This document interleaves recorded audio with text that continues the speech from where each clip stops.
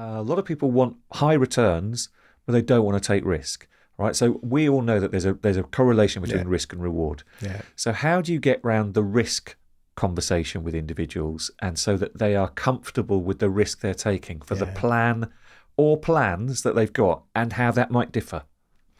I'm smiling because I kind of worried you were going to ask me that question. And my answer is completely against what the FCA, our regulatory body, believes. Okay, good. I'm really happy about that. Let's down with the FCA. Let's just talk properly. Yeah. So the reason I say that is when we talk risk, I am required to say that if you want a low risk plan, you need to put your money in cash. Yeah. Now, the reality is from 2008 until 2023, money in a bank account never kept up with inflation. So you're losing money each year? Every year. Every year, your money was getting eroded by inflation. Yet I was required to say that was your low risk plan, even though you're guaranteeing a loss. Yeah. Now, that doesn't feel right for me. It doesn't make any sense at all. I know. But for us as individuals, because it's got no ups and downs, that's why it's classed as lower volatility. So the phraseology that is used in our industry is wrong, in my view. Yeah. Because you're guaranteeing a loss. That should be classed as a higher risk, but it's a lower volatility. Because if you ever look at the graph, it's nice and straight. Straight line. Exactly. So risk and volatility are two different things, right? They are, in my view, but not so much the way we're forced to cater to the conversation. Yeah. And that's why I have an issue. But hopefully the FCA isn't watching. The second bit is if you look at the stock market, sometimes it's this idea of this big, scary stock market that people are fearful of. Now, the reality is we're all dripping in the stock market every single day. Yeah. We are dripping in it.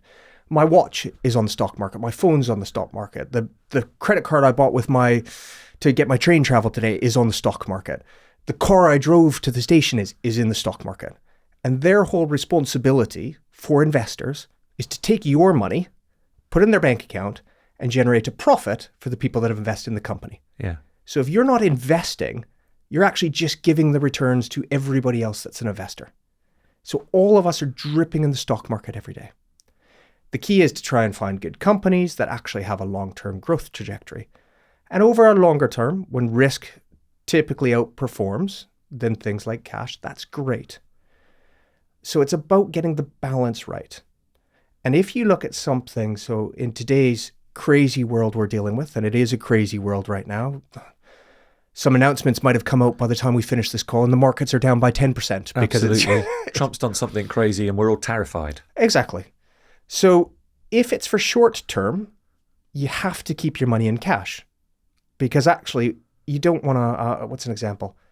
If you were due to remortgage at the end of this year and you came to me today with £10,000 to invest, you said, well, I might want to put it against my mortgage. Do you know what? I tell you to put it in cash. Yeah. Because actually the inflation erosion isn't going to be for decades. It's Just a short for a few term. months, yeah. Yeah. If the markets fell by 10% in that short period of time, we don't have time for recovery. And so you know that you have 10 grand put aside to hopefully reduce your mortgage when you come to remortgage. If you told me this was for retirement and you're 40 years old, well, that might be invested for 25 years. Yeah.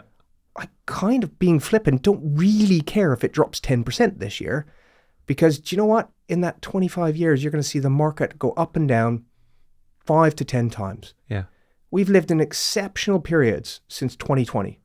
Since 2020 to now, we've had 3 major corrections in the stock market: COVID, Ukraine and Russia, and Trump. Yeah. None of us could see those coming. No. Yeah. Normally get 1 major correction in a decade. We've had 3 in 5 years. But the stock market, even with that, the global stock market, a collection of them, has done just shy of 40% in that 5-year period. Yeah. That's an 8% average return. Yeah. But it's been a roller coaster. Yeah. So if you're in a short term, you can't afford to take risk, or you can't afford volatility, the key Yes. differentiator there. Yes. You can't afford a fall. If you've got a long term, then actually you can afford the falls and drips that'll happen. And actually by doing things like paying in your company pension, for example, and making a regular payment. I know you love the phrase pound cost averaging. Pound cost averaging, Yep. get it in monthly. Exactly. When the market falls, you're buying things cheaper. So you're actually taking out some volatility by doing that each month. So always come back to risk. What's my duration?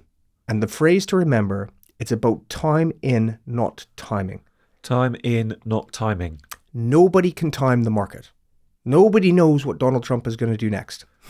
Apart from Donald Trump and his mates. Exactly. Yeah. So you can't time when things are going to change. But you can think about time in. Yeah. And you think, well, actually, if I've got 10 years here, can I afford to take more volatility to try and get that better return? Whereas if I don't have the time in, I can't afford the volatility. So I want to move down the risk spectrum. Yeah. And I think that's a key thing for all of us to remember is think about if I need it in the next year, low volatility, low risk. If I need it in the next 5 years, think medium. If I don't need it for longer, then you can afford to take more risk. Good stuff. How do you square that off if you're advising a couple where one person's risk attitude and appetite is different to another's? Yeah. It becomes a comical conversation. Okay. And what we try and do is we look at everything in the round. So we might say, well, with your pensions, again, because you've got the time in, Yeah.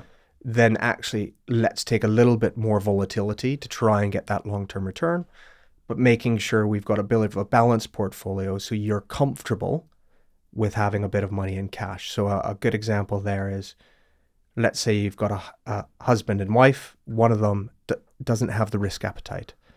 They're going to want to have a 3, 6, 12-month emergency cash buffer. Yeah. So what we then do is say, well, you have a bit more of the cash available and maybe use cash ISAs for the person that's got more of a less appetite for volatility. And for the other partner, then we'd say, well, actually, you've got more of an appetite. You are comfortable watching the stock market fall sometimes. Yeah. And as a consequence, then let's actually use things like stocks and share sizes for you. And we'll put everything in the round so we can get the right balance. So if suddenly the market falls, they can all sleep at night.